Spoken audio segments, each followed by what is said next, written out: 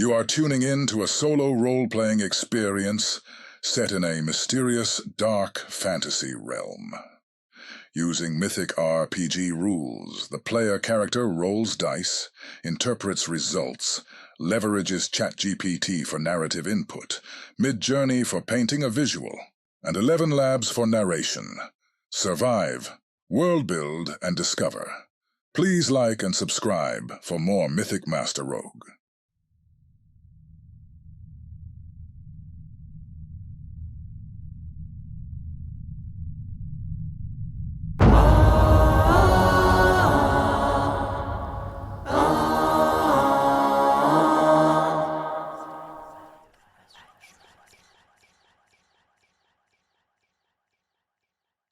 Day 9. 4. Social. Who am I playing with today? 8. Rydak. Before I roll my random event, I'm going to go ahead and figure out what is the focus of this random event by using the random event focus table. Pow. I'm going to roll this D100.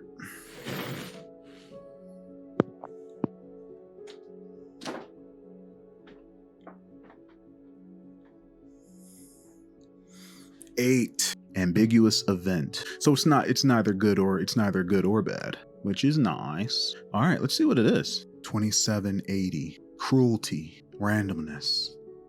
Cruelty, randomness. Cruelty, randomness is the meaning. Okay. 1882. Combatively, rotten. Combatively, rotten. Combatively, rotten. Cruelty, randomness. Combatively, rotten. I'm going to interpret this as me and Rydak are again scouting out the area. We are watching and observing the creatures, the living stone creatures in the area. We're learning, we are analyzing and watching and learning, and we're seeing their cruelty as well as the other things that they do to learn more about them. The randomness, we're learning about their behaviors, their cruel behaviors that they're exhibiting. We're going to learn a little bit more about the living stone creatures, I would say, from this.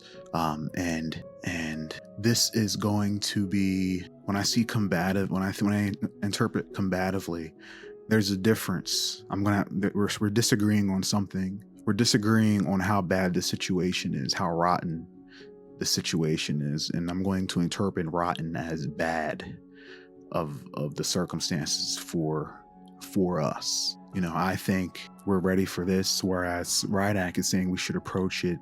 We need to buy as much time as we can and leave if we're not in a good enough position to fight this thing. If we don't learn enough about it, he doesn't think we're ready. He thinks we don't know enough about it, is how I'm interpreting it. Because Rydak is tactical, okay? And from a tactical standpoint, we just don't know enough about these creatures to be fighting them. Now, we have no control of if it's going to come to us where we are, but he is saying that we should let it grow a little and leave here if we have to. There's a difference in approach and opinion where combatively and this ambiguous event is, based off of what we're seeing observed as we observe, could trigger one of us to feel stronger than we did before this event. So hopefully what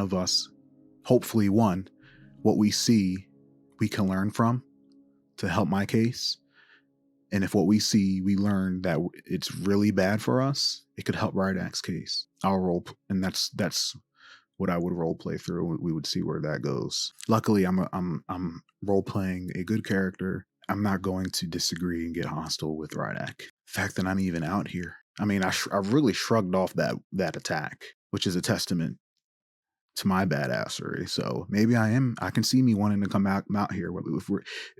If we don't have as much time, I'm out here with him because it's urgent. I don't want us to abandon Genevieve's Tavern. I don't want to abandon Genevieve. This is the closest thing that I have to home. And I can't speak for others, but this is the closest place that I have for a refuge right now. I still don't know what's out there. All I know is Genevieve's Tavern and the Moonlit Bastion, which has been nothing but problems. I don't want to abandon Genevieve. and our tavern. So it's urgent that we learn more about this thing fast so we can fight it. And I need Rydak with us. And I need him to be on the same page. So hopefully we're out here to get a better idea, as well as discuss our future, is how I'm going to interpret this scenario. Now, amidst the moonlit outskirts of the Bastion, you and Rydak cautiously stride through the dimly illuminated black void, your footsteps echoing underneath the heated debate occurring between you. Nursing a mild wound, you exude unwavering optimism and rallying confidence in your allies, advocating for standing your ground against the encroaching manifestations. You point outward, toward the enemy, your resolve clear as the blood seeping through your bandage. In stark contrast, Rydak urges caution. From his viewpoint, knowing so very little of the living stone's expanded capabilities could prove fatal. Your debate intensifies into sharp whispers as you continue surveying paths throughout the region. I expressed to Rydak that Genevieve's Tavern is the closest thing we have to a refuge, a home. And there's nothing out in the master plane that we know of that is any safer than our situation that we're dealing with now. What does he say? 3848. Frantic, helpful, frantic, helpful. I'm interpreting that as commentary on our approach, and it would be helpful for us to not be so quick to jump the gun and be ready to fight it and to learn, which is what we're here for now. And I agree. With a calculated hint of arrogance, Rydak turns piercing eyes toward you, his words laced with tension. He ruthlessly tears into the present strategy, deeming it a reckless dance with ignorance that could yield calamitous consequences. Drawing upon his profound tactical acumen, Rydak presses the urgency of prudence and enlightenment, his voice heavy with conviction. Your ignorance may prove our ruin, he asserts, a spark of frustration in his gaze. Mere days recounting our defeat will not suffice for preparedness. Decisions of such gravity demand the utmost care. In a final gesture of defiance, Rydak turns his back to you, the tension between caution and recklessness hanging heavily in the air as he gazes across the plain toward the Moonlit Bastion. But I am thinking ahead in respect to him. Where does he foresee us going if we do need to flee the tavern? He knows that there's nothing out there. What is his opinion and perception of that? 6366. Leadership, loving. Leadership, loving. I'll interpret that as he's saying that's the love, that's the beauty of being a leader, leading your people into darkness, but leading nonetheless. Going into the unknown, but being in front is something that he's not afraid of. So yes, he doesn't know where we would possibly go, as long as it isn't here, and he's okay with that. What do we see? Do we see anything? I'll say somewhat likely. I'll say very likely. 62. Yeah. Of this behavior of these creatures, what is it that we see? 11. 6. Bold. Assist. They are assisting. What is it that they're that the creatures assisting in? What is it that these creatures are assisting each other in that's so bold? 5464. Inspect loosely. We're watching these creatures. They're doing a little bit of their own scouting. Actually, back towards our tavern. Luckily, we're not. We're out of the way, but they look to be progressing forward, and they appear to be scouting the area. They're just scouting the area, patrolling, moving a little bit closer, and in such a way that they're very dangerous looking. They're bold, turning corners, ready to attack. And as they move forward, the hatred imbued, the corruption, the darkness from the tavern seems to be spreading along with them, almost like they're helping it grow. And in a way that's very intimidating, and it almost lends credence to what Rydak what Rydak's point is. The ominous manifestations of malevolence patrol with deliberate intent, traversing the bleak terrain. Their stony limbs shift seamlessly, transforming from brutish, rigid claws to deadly bladed stone edges. There's a disturbing unity to their movements, an unsettling coordination that suggests a dark influence of the Moonlit Bastion behind their purpose. How does Rydak react to what we're seeing? What is he saying? 277. Advice. Nice. Advice. Nice. I think he's thinking from a strategical standpoint. He says that whoever prophesized or whoever called the fact that these things would be arriving in in how many ever days it was that they said it. I think it was Maven that said that. He said they are the key to defeating these creatures. The fact that they had that kind of knowledge means that they know and they understand these creatures better than any of us do. And he advises that we should leverage Maven.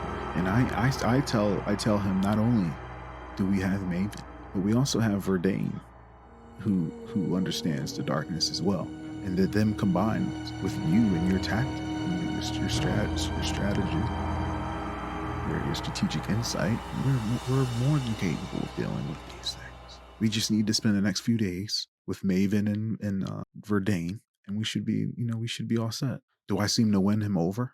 And at least a little bit? Somewhat likely. 80, 85. Yeah. And what's he say? What's he say to that? 31. 46. Efficient. Harsh. I think he says that as he kind of calls out the things that we aren't prepared, the areas that we aren't prepared in terms of our being adequate and efficient in our what we do. He gives me the harsh reality is that we're weak in some points. I think he may even call out the fact that how can we rely on a person who is obviously going through something, because Rydak notices that Maven is a bit tormented. I think he brings that up, which he has a point. As Rydak observes the coordinated cadence of the approaching manifestations, a begrudging nod escapes his lips, acknowledging Maven's foresight, though Rydak refuses to concede complete reliance on Maven's knowledge. He quietly rebuffs the idea, asserting that the intuitive rogue's disturbed nature makes him a shaky foundation upon which to build their plans. In silence, you acknowledge the inherent risks tied to Maven's unique insights. We're going to go scout out some more of the living stone. What do we see? 100. 84. 100.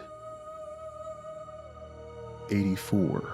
Work politely. Work politely. There is cooperation among these creatures. They are organized, it seems, and their methods and how they go about.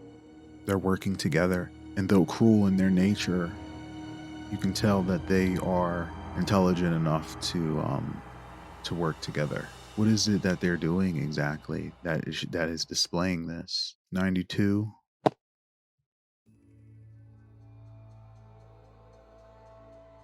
56. Trek. Irritatingly. They appear to be performing some sort of psychic ritual. In the oppressive stillness of the obsidian plane, the living stone creatures methodically establish their dominion over each quadrant they secure. They converge in a ritualistic formation, and with unsettling unity, their forms resonate, causing the very air to seemingly hum with their collective psychic energies. Their eyes, cold and malevolent, pierce the darkness, casting a mysterious glow over every facet of their stone hides, now shimmering as though enchanted. Their very presence seems to further corrupt and irritate the land around them. The purpose behind this sinister trick remains veiled, and you and Rydak hold your breath in anticipation of the sinister revelation that awaits.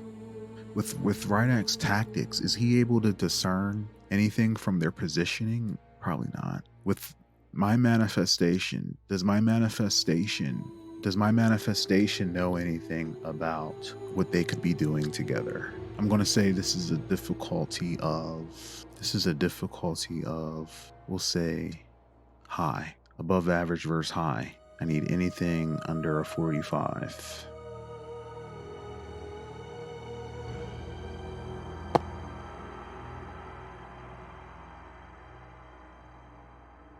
$27.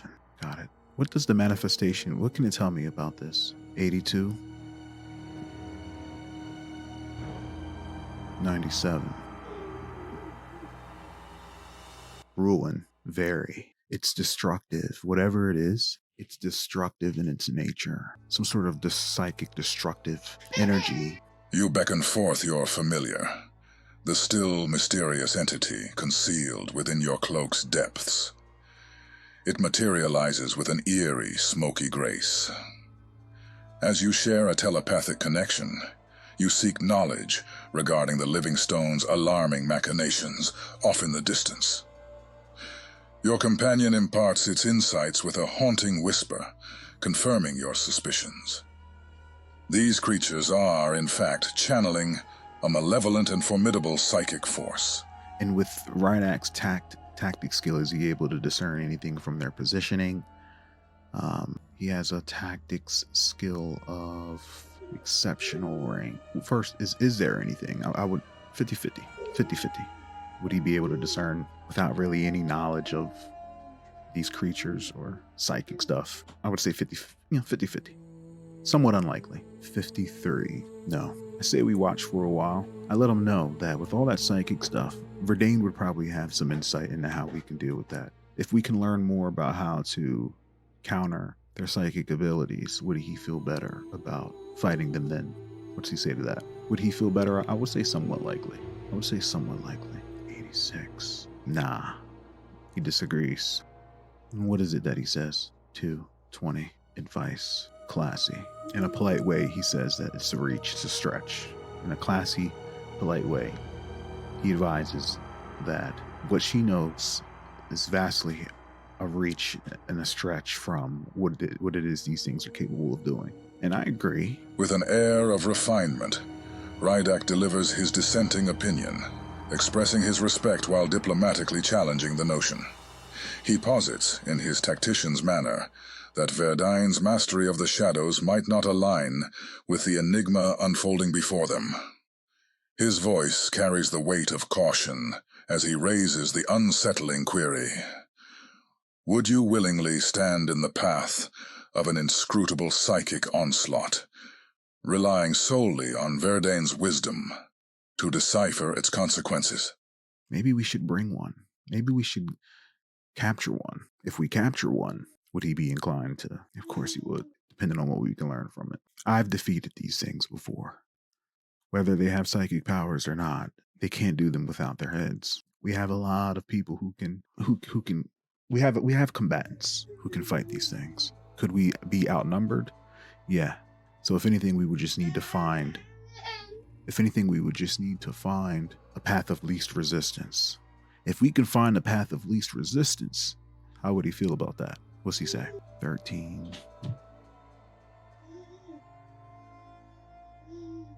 87. Bold. Positive. Rydak regards the audacious plan to infiltrate the Bastion with a shrewd yet cautiously optimistic eye. His thoughts align with the daring proposal, a subtle agreement born of strategic evaluation. In the dim light of uncertainty, the prospect of this bold endeavor glimmers. Now we're on to something. That's something he can get behind. All right, so our priority should be infiltrating the tower. And that's going to take strategy, which we have people more than capable of formulating a plan, a route, such as yourself. You be in charge of finding a route into the Moonlit Bastion. A path of least resistance. Is he in? I would say very likely. 95. He was on the fence, but he's in. What's he say? 70. 22. Meaningful. Colorful. He says something very profound, but he's in. I tell him I think we're more than capable of handling a couple of these things at a time. Between me and him, I mean, I've watched him take out like 5, and I compliment him on that. Rydak nods with an air of gravitas. He willingly shoulders the mantle of pioneering the motion to infiltrate the foreboding Moonlit Bastion. In the shadowed master plane, Rydak's acceptance is a spark of resolve, illuminating the days ahead with a flicker of daring determination. This outing with Rydak proved to be a fruitful stride, not only in the context of your survival, but also in forging a deepening camaraderie between the two of you. Through the crucible of danger, bonds were forged, trust cemented, and the intricate threads of companionship woven ever tighter. As you venture back toward the tavern, it was clear that this treacherous journey had brought you closer, sealing a pact of mutual reliance that would serve you well in the trials yet to come.